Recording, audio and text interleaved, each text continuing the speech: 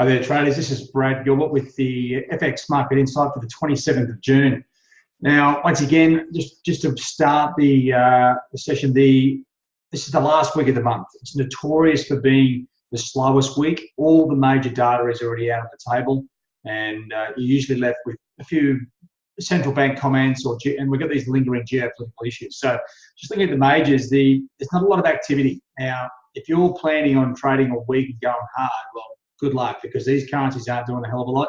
If anything, you can intentionally left some of these trend lines exactly where they were. You can see how lame trading has been. Now, Euro just drifting back down through sort of 116.80 and just trading sideways through that. Sterling, you can see a little bit of a false break here on the top side, and then just drifting lower after one of the Bank of England guys suggested that productivity in the UK was going to be a little bit slower after Brexit. Dollar CAD continues to flatline, but check out oil. It's now down at $70.50. You know, this is starting to get a bit of a head steam to the top side. Dollar CAD, something's got to give here. Now, we've got NAFTA hanging over it. We've got a number of other trade issues with other parties as well. Then you've got the weak Canadian CPI data from last week, and now you've got strong oil. So the general, where this thing's been pulled and pushed, I mean, the data is suggesting it goes higher, the oil suggests it goes lower, and what is happening, it is just trading sideways, right? So just be aware, dollar CAD will wake up, and it will be a couple of 100 points either side very shortly. Now, the beast, let's not forget the beast, dollar yen is just, you know, slowly trickling higher. But if you look at it on a bit more of a longer time frame, it is basically just trading sideways. Okay, so don't get sort of thinking, well, dollar yen's going to the top side.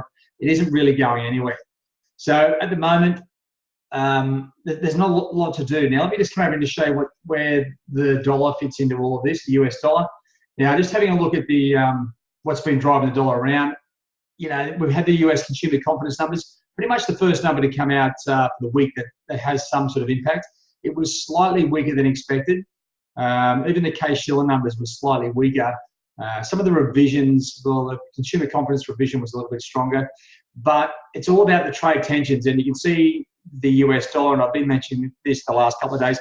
Yeah, sure, it's just been drifting lower on the hourlies, but on the bigger long-term dailies, it's still on an uptrend.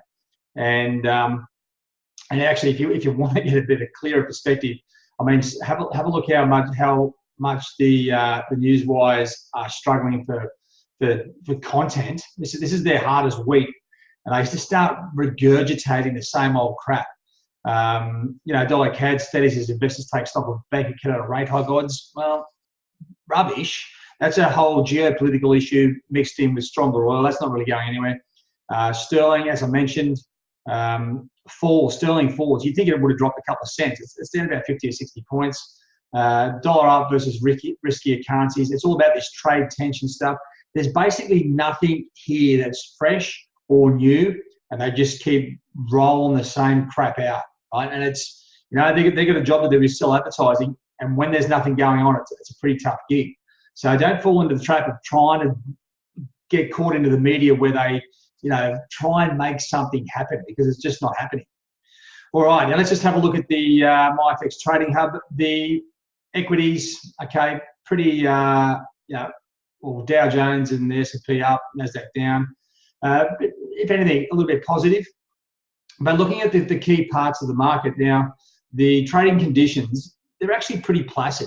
I mean, you've got to say, conditions aren't bad, but we don't have any momentum. I'll come into the daily analysis snapshot in a second.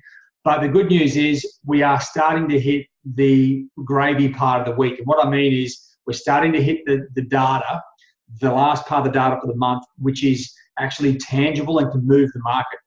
We've got the ANZ business confidence numbers out of New Zealand. We've got Carney speaking, US durable goods. And this will be quite interesting to see what goes on with the US crude oil inventories. And that's going to be particularly important to dollar CAD. Then we've got Polo speaking. And then we come into the next day where we've got the RBNZ and the rest of the GDP numbers for the week. So today, there's a much better opportunity to get into a potential trade.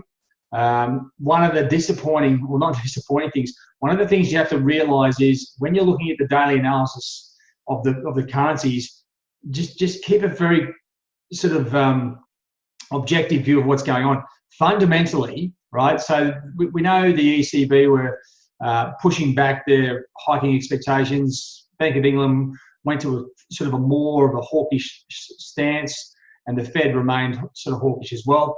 But overriding, there's no economic data sentiment to really run in, and that always happens in the fourth week of the month.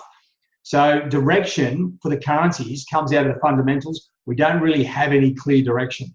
Technically, though, there are a few things sort of lining up, but the momentum is dying. So we've got, sort of down, long term, you're looking at sterling, Aussie and Kiwi, they are bearish. And if you look at the daily and weekly charts, they are in a downtrend still.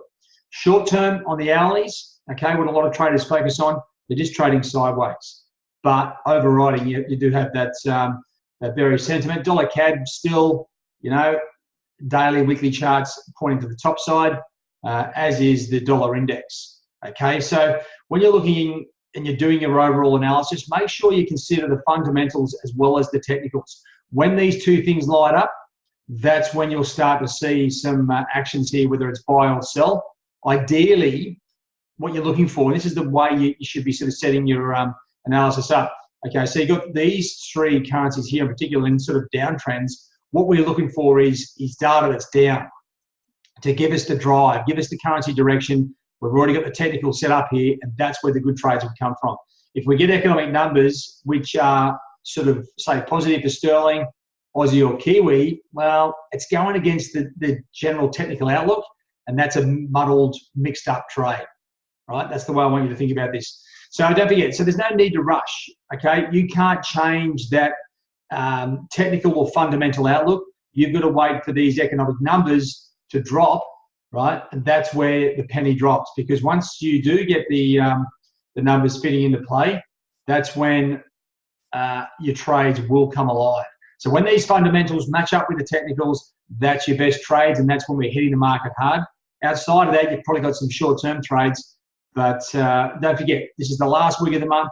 We've got fresh data next week, non-farm payrolls, and a whole range of other things. So just keep it together. I know some people are getting frustrated with the lack of activity in the markets, but that's part and parcel of being a trader.